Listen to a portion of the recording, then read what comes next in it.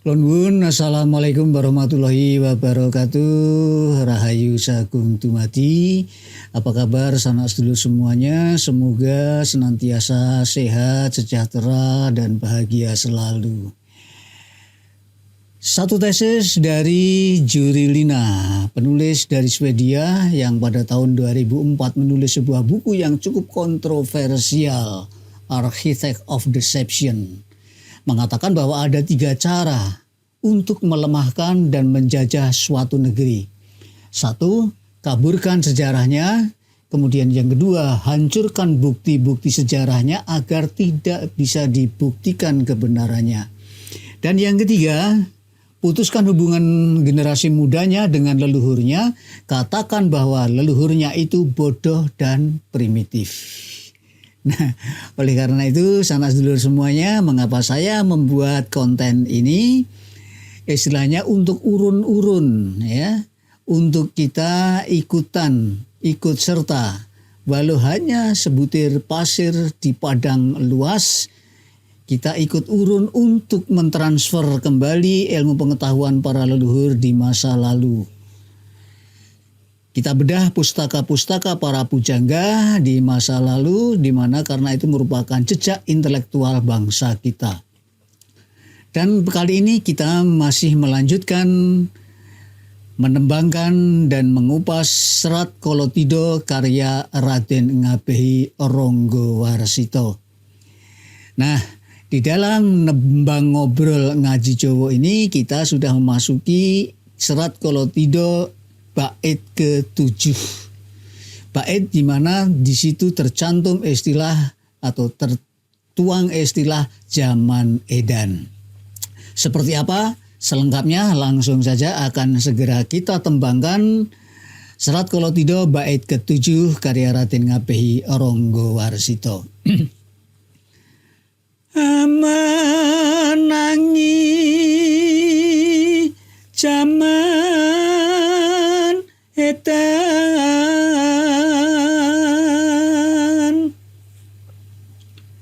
hewaya ing pambuti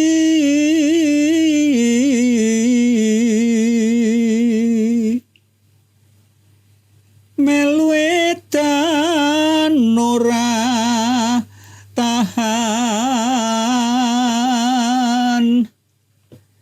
yen tan melu hangla koni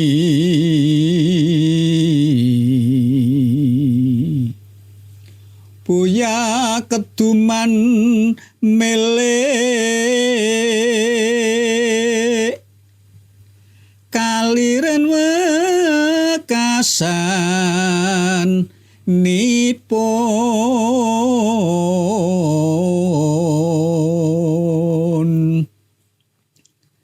dilalah kersa ngalah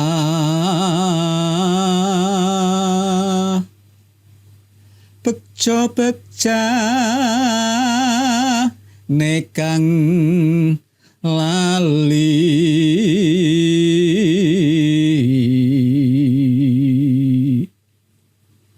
luweh bekja kang eling lawan was padha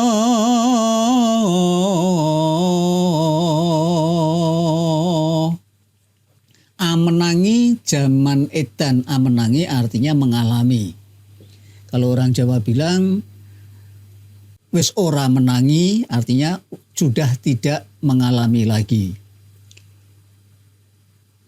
Amenangi zaman edan ewu oyo ing pambudi. Ewu oyo artinya serba sulit, budi, upaya, sikap, bertindak. Artinya ewu oyo ing pambudi itu kita kesulitan di dalam berupaya mengambil sikap maupun bertindak. Melu edan ora tahan, mau ikut gila. Kita tidak tahan, hati kita tidak sampai, nurani kita tidak sampai, tidak tega hati untuk ikut-ikutan gila. Yen tan melu hang lakoni, tetapi kalau kita tidak ikut menjalani boya keduman milik. boya tidak, keduman kebagian, milik adalah perolehan secara duniawi, perolehan secara materi, dan sejenisnya. Kaliren wekasanipun karena tidak kebagian, apa yang terjadi? Ya, akhirnya kita kelaparan. Dilalah kerso Allah, dilalah secara kebetulan, senyampang, bahwa Tuhan sudah menggariskan bejo bejane kang lali, seberuntung-beruntungnya bejo bejane kang lali, yang lupa, yang kilaf, yang alfa, luwih bejo kang eling lawan waspodo, luwih lebih bejo beruntung kang eling yang sadar lawan artinya dan waspodo waspada. Jadi di sini bait ini menjelaskan bahwa ketika kita mengalami zaman kegilaan, kalau tidak zaman edan seperti yang sekarang terjadi, ini sebenarnya kita akan sulit mengambil sikap, kita akan sulit untuk bertindak. Kalau kita mau ikut gila, hati kita tidak tahan, nurani kita tidak sampai, moralitas kita tidak mengizinkan. Tetapi kalau kita tidak ikut menggila, kita tidak akan kebagian, kita tidak akan mendapatkan perolehan apapun yang kemudian mengakibatkan kita bisa menjadi kelaparan. Tetapi bahwa Tuhan pun sudah mengisyaratkan, memberi pesan bahwa seberuntung-beruntungnya orang yang lalai, itu masih tetap lebih beruntung orang yang tetap menjaga kesadarannya dan tetap waspada. Jadi itulah kesulitan kita ketika kita menghadapi era zaman gila. Kuncinya adalah bagaimana kita selalu menjaga kesadaran. Kita selalu waspada menjaga kesadaran, tentu saja kita harus memiliki bekal yang cukup kuat. Bekal itu apa? Bekal itu adalah wawasan etik, wawasan moral, kasanah-kasanah moralitas yang harus kita memiliki banyak dan tentu saja harus kita pegang secara kuat-kuat. Dengan wawasan moral, wawasan etik, kemudian juga pengetahuan yang luas, kita diharapkan bisa waspada supaya kita tidak terjebak. Karena di zaman gila ini banyak sekali jebakan-jebakan yang siapapun, yang kalau di bait awalnya Ronggo Warsito bilang wong ambek jat miko kontet, orang yang semula berbudi luhur, orang yang semula berbudi baik pun akan mudah terseret di dalam zaman gila. Seperti yang beberapa waktu kemarin cukup heboh dengan ungkapan dari Mahfud MD. Kita masuk di zaman gila, kita masuk di sistem yang serba gila. Mahfud MD bilang malaikat pun ketika masuk sistem akan berubah menjadi iblis. Nah begitulah saking kuatnya pengaruh zaman edan sehingga orang benar-benar di sini diuji sejauh mana moralitasnya, sejauh mana mentalitasnya. Nah itu. Jadi sekali lagi bahwa di dalam tembang ini ada pesan tersirat yang cukup mendasar, yakni kesadaran kendali diri agar tidak terseret arus zaman, yakni kuncinya adalah dengan menjaga kesadaran batin dan kewaspadaan. Oke. Supaya nggak kepanjangan, kita lanjutkan ke bait berikutnya, bait ke-8. Semono iku bebasan,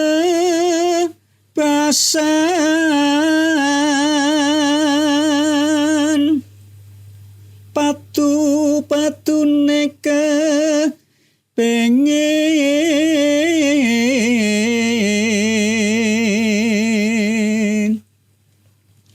nggih mekaten man doblang,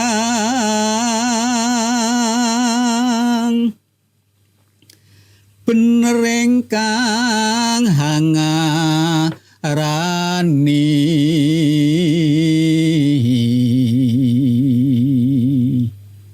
nanging sajroning batin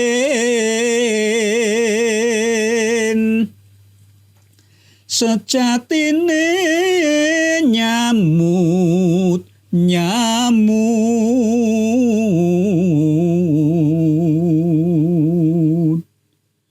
wis tuwa arep apa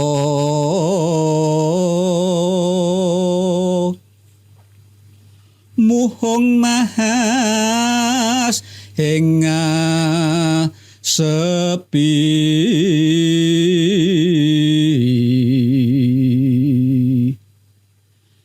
supayanto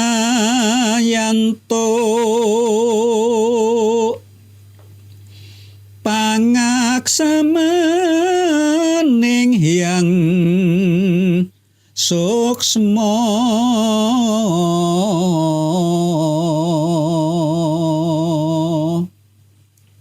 ketika kita punya prinsip, kita punya idealisme, kadang orang pun tetap saja mencibir.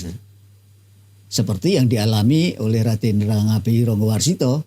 Beliau pun sadar bahwa ada orang yang mencibir. Semono iku bebasan. Seperti itu ibarat kata padu-padune kepingin. Sebenarnya hanya menutupi keinginan yang tersembunyi. Sebenarnya kamu ingin juga kan hal-hal kayak begitu. Kamu juga ingin kaya kan. Kamu juga ingin sukses kan. Nah, gak usah munafik lah, katakanlah begitu. Walaupun kita berusaha semaksimal mungkin menjaga diri, menjaga idealisme, menjaga moralitas, tetapi tetap saja malah dicibir orang. Ah, munafik lu kan itu. Enggih mekoten mandublang. Ini istilahnya apa ya? Ungkapan jargon. Enggih mekaten, begitu kan mandublang. Kalau zaman sekarang begitu kan ya Mas Bro, benar kan ya Mas Bro. Nah, mandublang itu ungkapan jargon. Bener engkang angarani. Ya bolehlah, betul. Tidak usah disangka, iya. Tetapi nanging sajroning batin di dalam hati yang terdalam sejatine nyamut-nyamut. Sesungguhnya sangat jauh, nyamut-nyamut itu jauh sekali. Sejatine nyamut-nyamut. Wis tuwa arep apa? Sang pujangga sendiri kemudian bilang, saya ini sudah tua, wis tuwa arep apa? Mau apa lagi? Muhung mahas ing asepi. Muhung hanya, mahas itu khusuk ing asepi di dalam kesunyian. Sang pujangga menyadari bahwa saya ini sudah tua, sudah tidak ingin apa-apa lagi. Sudah saatnya saya hanya tenggelam di dalam kesunyian, tenggelam dalam dunia spiritualitas, tenggelam dalam dunia peribadatan. Supaya apa? Supayantuk pangaksamaning yang suksmo. Supayantuk dari kata supoyo antuk. Supaya mendapatkan pangaksomo ampunan dari yang suksmo, Tuhan yang maha kuasa. Nah disinilah, ini sebenarnya sang pujangga menyiratkan pesan yang sangat luar biasa. Ini kesadaran eksistensi. Walaupun sang pujangga ini kecewa, dijanjikan untuk dinaikkan pangkatnya, tapi janji itu tidak ditepati. Walaupun sang pujangga kecewa, namun semua itu bisa diantisipasi dengan sang pujangga tetap menjaga kesadaran diri, menjaga supaya tidak larut di dalam kekecewaan, dan bahkan kemudian menyadari bahwa beliau memang sudah tua. Sudah bukan saatnya lagi berpikir tentang keduniawian, sudah tidak saatnya lagi berpikir tentang kepentingan-kepentingan indrawi, kepentingan-kepentingan material. Maka kemudian saya sudah tua, sudah saatnya saya harus tenggelam di dalam peribadatan, di dalam bersembahyang memohon kepada Tuhan supaya mendapatkan ampunan. Nah disitulah ini kesadaran eksistensi bahwa manusia itu terikat oleh fase ruang dan waktu, posisi dan fungsi. Kapan harus bergerak, kapan harus berhenti. Kalau memang sudah saatnya harus berhenti ya berhenti. Kalau saatnya sudah lengser ya lengser. Saatnya sudah tua ya sudah, ikuti ketuaannya, ikuti kedewasaannya. Bukan sudah lengser, sudah pensiun, tetap saja berambisi ingin berkuasa, berambisi ingin mengendalikan. Ini orang yang tidak sadar diri, tidak sadar eksistensi, tidak sadar posisi. Nah itulah. Baik, kita langsung sekarang menuju ke bait ke-9. Ya. Betolan kang wosan dosa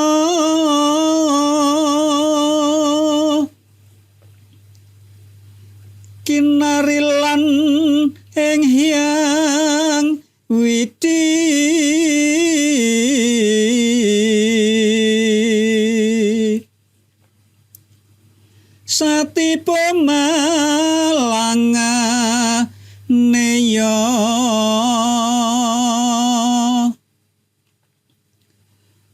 susah ngupaya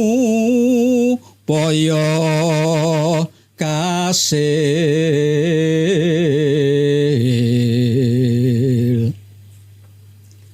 saking mangunah prapti Pangeran paring pitulung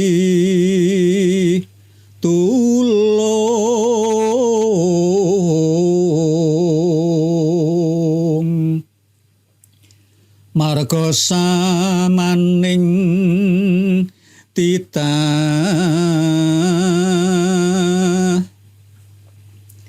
rupa sabarang pakole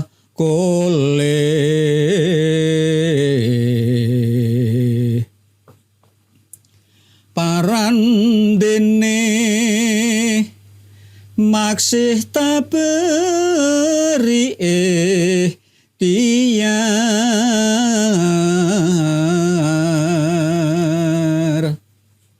beda lan kang wus santosa kinarilan ing yang widi. Beda dengan orang yang memang sudah mapan, sudah kuat, dan memang mendapatkan ridho. Kinarilan dari kata rilo, ridho, mendapatkan ridho dari Tuhan yang Maha Kuasa. Satibo malanganeo, satibo sejatuhnya jatuh seperti apapun kondisinya,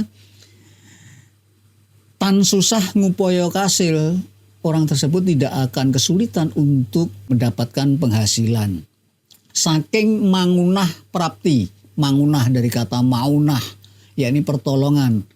Pengertian maunah menurut istilah adalah suatu kemampuan yang diberikan oleh Allah Subhanahu wa taala kepada seorang mukmin untuk mengatasi kesulitan yang ada di dalam hidupnya. Jadi maunah itu pertolongan dari Tuhan. Pangeran paring pitulung, maka Tuhan memberi pertolongan.